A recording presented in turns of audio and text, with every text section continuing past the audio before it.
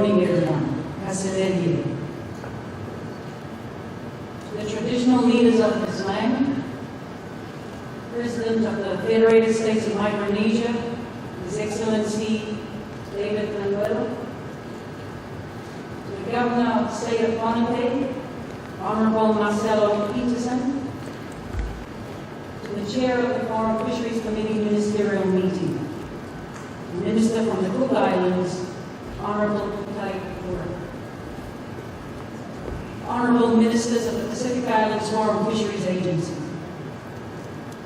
the Secretary General of the Pacific Islands Foreign Secretariat, Dame May Taylor,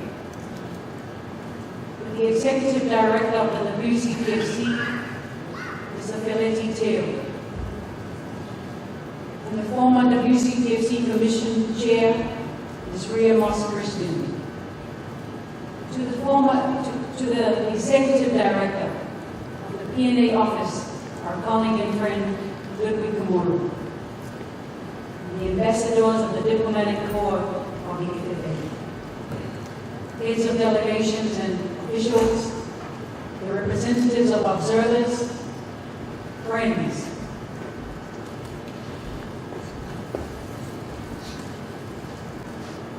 We acknowledge the opening remarks that have been made by the Honorable Peterson, the Governor of Pohnpei State, and we extend our sincere appreciation on behalf of the FFA to the President, the governments, and the people of Micronesia for your generous hospitality and your very warm welcome in the spirit of Kaseledia. I also take this opportunity to offer the FFA's condolences on the sad passing last month of Fernando Scallion, the Speaker of the Pohnpei State Legislature. Speaker Scallion's tireless advocacy on sustainability, climate change, and health care, among other things, was well known. Greetings, Honorable President and Ministers, peers, colleagues, and friends. It is a great privilege to make these introductory remarks. Last week we heard the news that Pacific voyagers from several countries will shortly sail into Pohnpei on 2 new fossil fuel-free sailing canoes, Okeanos Palau and Okeanos Ra'a. A similar vessel, Okeanos Pohnpei, has been operating out of Colombia since last year as a result of efforts led by Governor Peterson to secure more regular sea transport for outer island communities. These Pacific sailing canoes run solely on renewable resources, wind, solar energy, and coconut biofuel, and have crew from Pohnpei, Chuuk, Palau, Fiji, Cook Islands, and Hawaii. As some of you will know, it's part of the Green Climate Fund initiative led by Palau, FSN, and SPRIC, to focus on traditionally based, sustainable sea transport. And I'm opening with this story today because it brings together 2 themes that I see as pivotal to the work before us. The first is climate change, and considering what specific and practical steps we can take to mitigate the impact on our tuna fisheries. The value of members' combined annual catch in national waters is now nearly $3 billion US, and the tuna fisheries provides nearly 23,000 jobs. These fisheries are an economic engine room of our local economies and securing our region's future means of protecting the fisheries from the effects of global warming. Initiatives such as the fossil fuel-free canoes show that Pacific nations are walking the talk on climate change responses, and not just words, but genuine and specific action. And it's a reminder that this Foreign Fisheries Committee Ministerial meeting must continue to be similarly focused on outcomes, so our annual discussions are lightning rods to genuine progress. The second theme is cooperation. And Sir McKay, in the development of the framework for Pacific regionalism, made the poignant remark that we are at a crossroads that we have never been before, and that regionalism is tested and must come to the fore more so than ever. The multinational crews of the Okeanos vessels are a metaphor for the teamwork we must continue if we're to achieve our goals. Those of you at FFC 110 last month in Monaco may recall me speaking about our heritage of sea exploration, that of our ancestors, demonstrated courage, resilience, and innovation by exploring vast oceans, vast areas in small canoes. So I ask that we again honor these attributes with our work this week. Of course, climate change is just one of the key items on our to-do list. Let me briefly highlight others.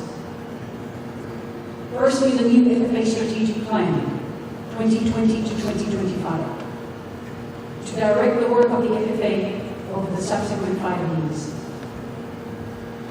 We've been deeply encouraged by the level of member collaboration on the plan over the last year, and we're confident we're developing a document for ministers' consideration that will position FFA exceptionally well over the next half-decade. This process is not without its challenges, and we must direct our energies at this point to how we define and deliver our work program, as well as monitor, evaluate, and report on it.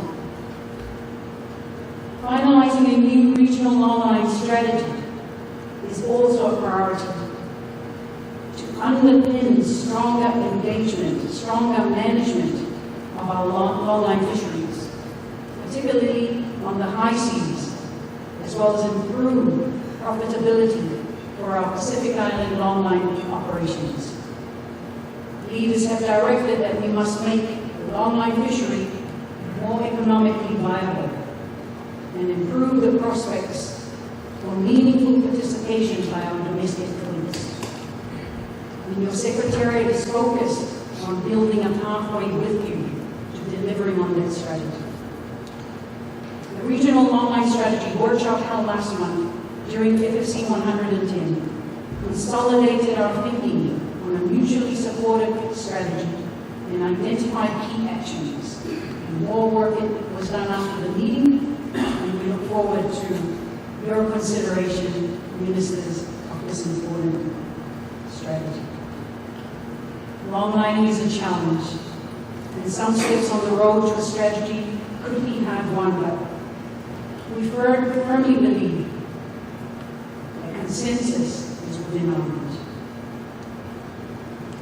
For their part, the outcomes we achieved at the FFC 110 to introduce minimum terms and conditions for employment standards of crew on fishing vessels operating in our region, and reducing the risk of potential human rights abuses are a standout achievement of 2019. What lies ahead now is to incorporate these conditions into our national regulatory frameworks, and it's a call to action to implement. Innovation today is occurring at a rapid pace. So I'm excited by the technology for tuna transparency, the T3 challenge that has been led by the Federated States of Micronesia to use electronic monitoring to tackle IUU fishing and improve transparency of tuna catches. Micronesia is to be congratulated, sir, for its commitment to achieve full tuna transparency by 2023. Video cameras, remote sensors, GPS satellites, and hard drives installed on fishing boats to automatically gather information about catch composition and bycatch are revolutionizing our capacity to stamp out illegal fishing. This meeting provides the opportunity for all of us to unite behind this bold challenge. In addition to the bold challenge that's been set by President Heine of the Marshall Islands to eliminate IUU fishing by 2020.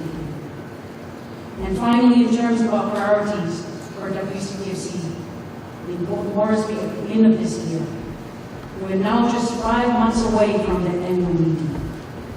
So let's make this week count. The strategic mapping process began last November will enable us to be more efficient in how we strategize and prepare for those meetings. Finally, as we commence this meeting, let me close with praise for the ethos of collaboration behind your willingness as delegates and the spirit of Pasadena to meet for an extra day this year, during this week, so we can turn our attention to wider issues such as coastal fisheries management and marine pollution. The Secretariat very much appreciates your commitment, and our team in Honiara strive to match that commitment at every step. Thank you.